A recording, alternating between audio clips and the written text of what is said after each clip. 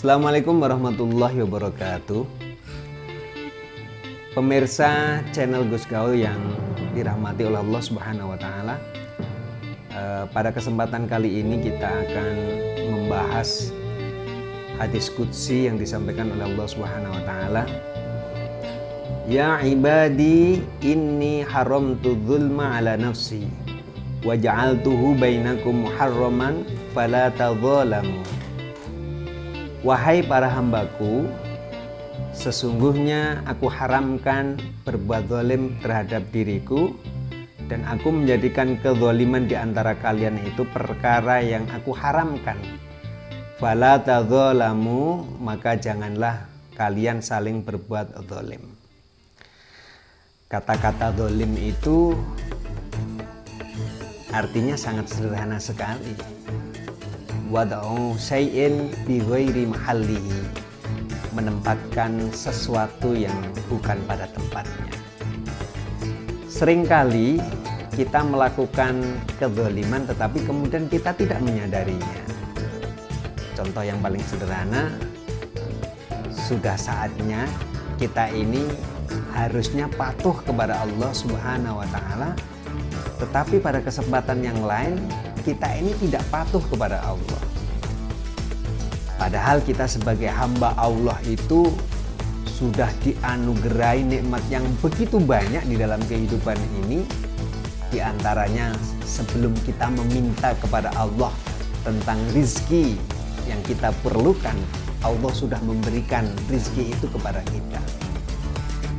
Tetapi hal itu kadang-kadang tidak kita sadari. Dan bahkan kita ada kecenderungan untuk kurang bersyukur kepada Allah, sehingga yang ada itu keluh kesah saja kan gitu ya. Maka ini bisa dianggap sebagai sebuah kedzaliman, kurang mensyukuri apa yang Allah anugerahkan kepada kehidupan kita. Sementara itu disampaikan di dalam ayat Al-Quran, la in syakartum la azidannakum wa la in kafartum inna adzabi lasadid. Andai kata kalian bersyukur atas nikmat yang aku berikan kepada kalian, la azidannakum, maka nikmat itu aku akan tambah. Wala in kafartum, kalau kemudian kita ini mengingkari kepada nikmatnya Allah, inna adzabi lasyadid, maka sesungguhnya siksa Allah itu sangat pedih. Maka mensyukuri apa yang Allah berikan dalam kehidupan kita ini adalah merupakan satu tindakan yang sangat luar biasa.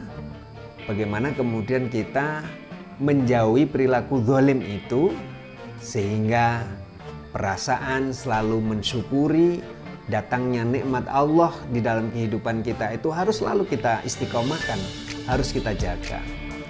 Orang selalu melihat bahwa nikmat itu bisa diukur dengan seberapa banyak rizki yang kita peroleh secara material.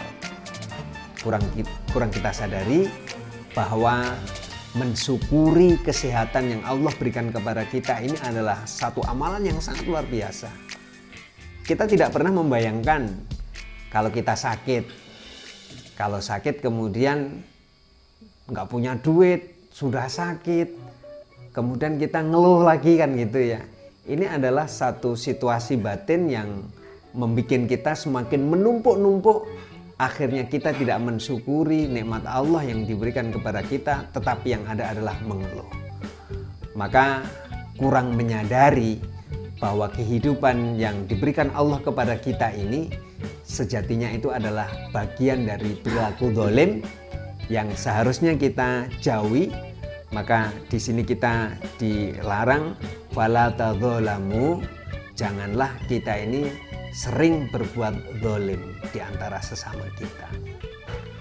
Pemirsa yang berbahagia, perilaku zalim yang tidak kita sadari ini, kalau itu dianggap menjadi satu perilaku yang biasa-biasa saja, dosa kecil itu kalau biasa dilakukan itu biasanya nggak terasa.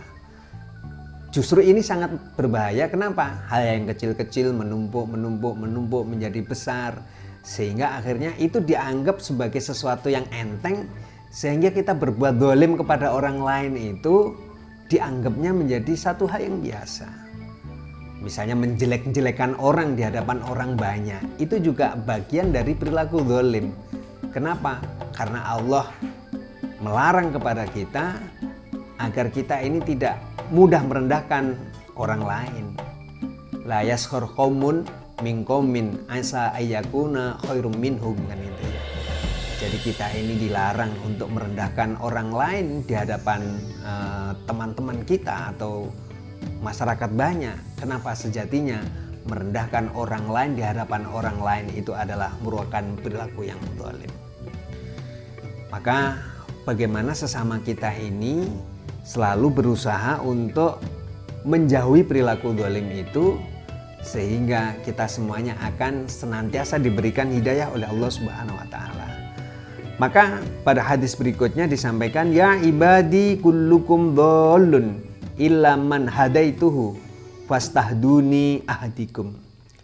Wahai para hambaku, sesungguhnya kalian adalah orang yang tersesat kecuali orang yang aku berikan hidayah kepadanya.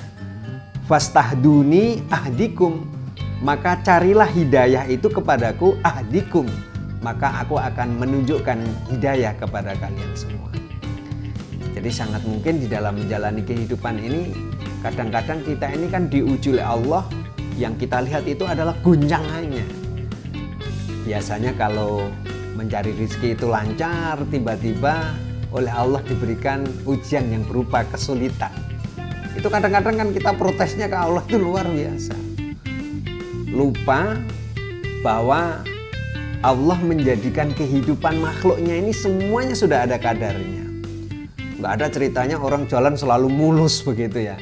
Tetapi kadang-kadang ada tanjakan naik ke atas, kemudian ada lubang yang membuat kita kadang-kadang terkaget bagaimana ketika kita berjalan. Maka sejatinya ujian-ujian kehidupan yang Allah berikan kepada kita ini adalah bagaimana semakin mendewasakan hati kita dan sikap kita, sehingga kita selalu akan menjadi orang yang baik. Dan harus bersyukur bahwa kehidupan kita ini oleh Allah sudah diatur sedemikian rupa, sehingga bagaimana menjalani kehidupan ini Allah adalah zat yang mengatur dan membimbing kita. Oleh karena itu kita berharap kepada Allah Subhanahu wa taala, mudah-mudahan perjalanan hidup kita di dalam kehidupan sehari-hari senantiasa dibimbing Allah. Kalaupun kita pernah melakukan kesalahan, maka Allah akan segera menyadarkan kita sehingga kita bisa kembali kepada jalan yang benar. Demikian, kurang lebihnya mohon maaf. Akhirnya, wallahu muwaffiq ila aqwamit thoriq. Assalamualaikum warahmatullahi wabarakatuh.